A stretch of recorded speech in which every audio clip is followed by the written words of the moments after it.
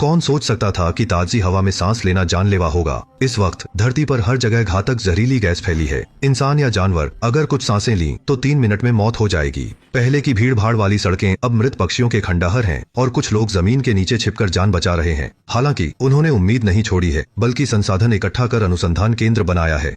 उद्देश्य जहरीली गैस को खत्म करने का उपाय ढूंढना है। शायद यह मानवता को बचाने का आखिरी मौका है। सामने खड़ी महिला क्लारा है, जो अनुसंधान संस्थान की बाहरी कर्मचारी है। वह कई सालों से भूमिगत निगरानी केंद्र में काम कर रही है और उसका रोज का काम जहरीली गैस से संबंधित डेटा रिकॉर्ड करना है। हालांकि यह नहीं पता कि जहरीली गैस कहां से आई है, लेकिन यह धीरे धीरे कम हो रही है। मौजूदा डेटा मॉडल के अनुसार अनुमान है कि लगभग 30 साल बाद मानवता सतह पर जाकर स्वतंत्र रूप से सांस ले सकेगी। यह दूर की कौड़ी जैसा आशा क्लारा को उबाऊ भूमिगत जीवन से गुजरने में मदद करता है। महिला स्क्रीन पर दिख रहे नक्शे को देखती है और जानती है कि अभी भी कई सहकर्मी मौजूद हैं।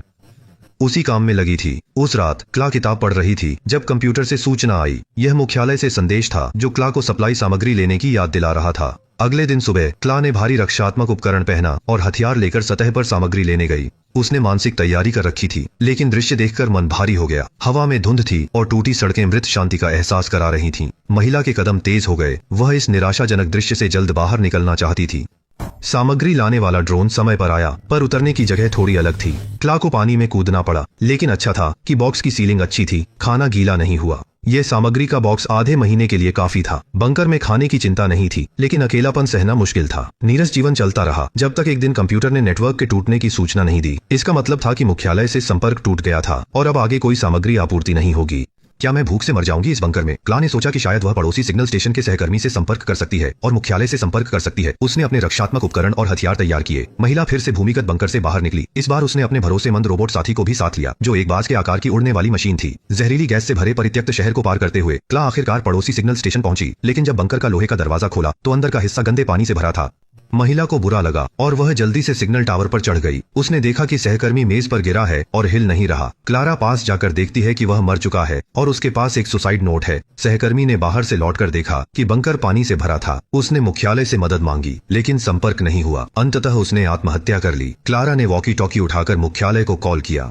स्क्रीन पर अनंत निष्क्रियता दिख रही थी और महिला के माथे पर पसीना था। यह सिर्फ सहकर्मी की मृत्यु के कारण नहीं था, बल्कि आगे क्या करना है यह सोचकर भी। वहीं रुकना निश्चित मृत्यु थी। उसने नक्शे को देखा और पाया कि मुख्यालय दूर नहीं है। क्लारा को कुछ गड़बड़ का एहसास हुआ और उसने पैदल ही मुख्यालय जाने का निर्णय लिया। उसने एक कार में रात बिताई और फिर यात्रा पर निकल पड़ी। यांत्रिक ड्रोन हमेशा उसके साथ था, क्योंकि वह जानती थी कि इस दुनिया में केवल विष ही नहीं है जो जान ले सकता है। उसने देखा कि आगे कुछ बचे लोग हैं और क्लारा ने सावधानी से उनसे बचने का निर्णय लिया। किला ने सावधानी से बचने का सोचा। रास्ते में कई जगह रुकते रुकते वह आखिरकार अनुसंधान संस्थान मुख्यालय में पहुंच गया। पहचान सत्यापित कर आधार में दाखिल हुआ। फिल्टर बेहतर थे, गैस मास्क हटाकर भी सांस ले सकते थे। हीला को हैरानी हुई कि आधार में कोई मानव उपस्थिति नहीं थी। उसके सहकर्मी ऐसे गायब हो गए जैसे कभी थे ही नहीं। उसे कंप्यूटर पर सभी विभागों को भेजा गया ईमेल मिला। सामग्री की कमी से आधार ने अनुसंधान योजना रद्द कर सबको मुख्यालय खाली करने को कहा। केला को यह सूचना नहीं मिली, जिससे उसे लगा कि मुख्यालय ने उसे छोड़ दिया है। तभी तो कुछ दिन पहले इंटरनेट और वॉकी टॉकी सिग्नल बिना वजह ही गायब हो गए थे। जब केला सोच में डूबा हुआ था, तभी अचानक 3 उत्तरजीवी आधार में घुस आए। उस महिला ने तुरंत 2 को खत्म कर दिया और तीसरा घुटनों पर आ गया। केला ने नक्शा खोला। निकटतम शरण तक 1 महीना लगेगा।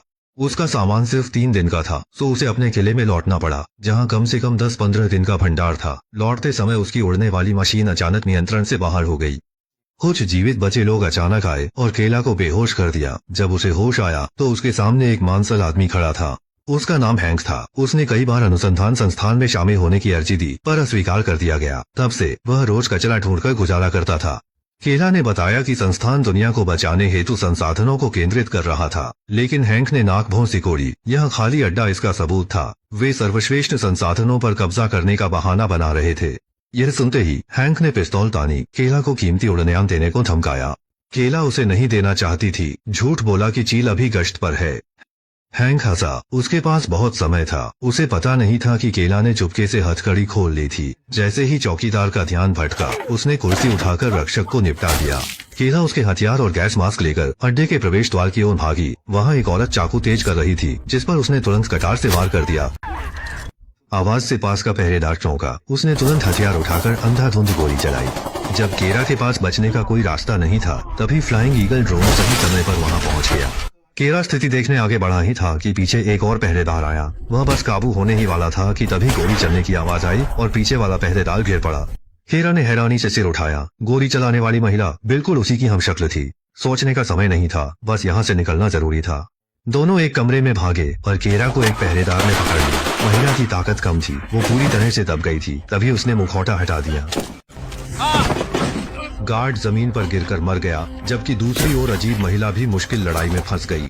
विशालकाय हैनक भीड़ में सबसे अलग था। केला की पिस्तौल खाली थी। उसने एक लकड़ी का डंडा उठाकर हैनक के पेट में मारा। वह विशाल आदमी दर्द से चिल्लाया। मौत तय थी। उसने गुस्से में ड्रोन नियंत्रक को नष्ट कर दिया। केला ने पिस्तौल उठाई, उसे मारना चाहता था पर खुद को रोक लिया, क्योंकि हैनक भी इस सर्वनाश में संघर्ष करने वाला बेचारा इंसान था। दुश्मन को निपटाकर केला ने महिला से उत्सुकता से पूछा कि वह उसके जैसी क्यों दिखती है। उस महिला ने शांति से कहा, हम सब केला परियोजना के क्लोन हैं। केला को यकीन नहीं हुआ। वह बचपन से अनुसंधान संस्थान में पला बढ़ा था। 10 साल भूमिगत किले में काम किया था। ये यादें झूठी कैसे हो सकती हैं? क्लोन ने ठंडे भाव से खुलासा जारी रखा कि केला के दिमाग की असली यादें महज जीन संपादन के कोड हैं। उसे पहले 2 असफल परियोजनाओं की एन्क्रिप्टेड फाइलें मिली और हालिया केला परियोजना। सैकड़ों क्लोन इसलिए बनते हैं ताकि वे इंसानों के खतरनाक या उबाऊ काम कर सकें। पर अब उत्तरजीवी घट रहे थे। मुख्यालय ने योजना रद्द की और पहले के क्लोन त्यागे हुए बन गए। यह क्लोन त्यागे जाने की किस्मत बर्दाश्त न कर सकी और कुलीन मानव से जवाब मांगने की कसम खाई। हाल ही में वह उसे ढूंढ रही थी। उसने सुना कि ऊंची जगहों पर जहरीला कोहरा नहीं होता। पुरानी ऊंची जगहों को छोड़ महिला क्लोन ने सोचा कि यह परित्यक्त ऊंची इमारत और बगल की पहाड़ की छोटी अनुसंधान संस्थान का नया आधार हो सकती है। का मन भी बेचैन था, इसलिए वह साथ चल पड़ा। दोनों सबसे पहले पास की ऊंची इमारत में गए, लेकिन जैसे ही वे अंदर गए, हवा में एक जोरदार घोषणा गूंजी, हेलो। पता चला कि यहाँ पहले से ही उत्तरजीवियों का कब्जा था। उस आदमी ने काला को दीवार से फोन उठाने का इशारा किया। वह जानता था कि वे क्लोन हैं। उसने बताया कि उसने खदान में एक शिविर बनाया है जहां मास्क की जरूरत नहीं और सामग्री भी काफी है। वह उन्हें शामिल होने के लिए बुलाना चाहता था, मगर क्लोन दिल से इंसानों से नफरत करता था। फिर भी ऊपर से मान गया। जब रक्षक लेने आया तो उसने बंदूक उठाकर उसे गोली मार दी। इसने छत्ते में हाथ डाल दिया। परित्यक्त इमारत का मुख्य द्वार अपने आप बंद हो गया। केला एक दीवार के पीछे छिप गई। तभी उसने एक हथगोला आते देखा। उसने उसे उठाकर खिड़की के बाहर फेंक दिया। दोनों पक्षों में मुठभेड़ छिड़ गई। अराजकता में गार्ड ने केला को बंधक बना क्लोन को हथियार डालने की धमकी दी, पर महिला भी स्पष्टवादी थी। उसने दूसरे गार्ड को बंधक बना लिया। दोनों पक्षों ने बंधकों का आदान प्रदान करने की सोची, पर क्लोन की नफरत कम न हुई और उसने गोली चला दी। फिर भयंकर युद्ध हुआ। दोनों बच तो गए, पर क्लोन गंभीर घायल हुआ और उसका सुरक्षात्मक सूट खून से लथपथ हो गया। केला महिला को सहारा देकर चल रही थी, लेकिन पहाड़ की चोटी पर पहुंचते ही क्लोन जमीन पर गिर गया। उसकी आखिरी इच्छा थी अनुसंधान संस्थान का नया आधार देखना। केला ने सिर हिलाया और क्लोन के सपने लिए पहाड़ पर चढ़ गई। फिर भी सामने वही जहरीले धुंध से ढका बंजर इलाका था जहां कोई जिंदा नहीं दिखा। केला ने अपना दुख छिपाकर क्लोन इंसान को प्यार से दिलासा दिया। उसने चोटी पर कई लोग देखे जहां जहरीली धुंध नहीं थी और बच्चे खुशी से खेल रहे थे। यह सुन औरत ने बहुत सुकून से आंखें मूंद ली। क्लोन होकर भी वह दिल से चाहती थी कि दुनिया फिर से खूबसूरत हो जाए। केला ने उसे निराश न करने के लिए नेकी भरा झूठ बोला। केला एक बार फिर अकेला पड़ गया था। वह थका हुआ अपने पुराने ठिकाने पर वापस लौटा तो देखा कि उसका दरवाजा खुला पड़ा था। जब वह अंदर गया, केला ने देखा कि भंडारित सामग्री बर्बाद हो चुकी थी और सोफे पर बैठा आदमी वही हैंक था जिसे केला ने पहले छोड़ा था। 1 हफ्ते से ज्यादा नहीं बचेगा सोचकर केला निराशा से चीख उठता।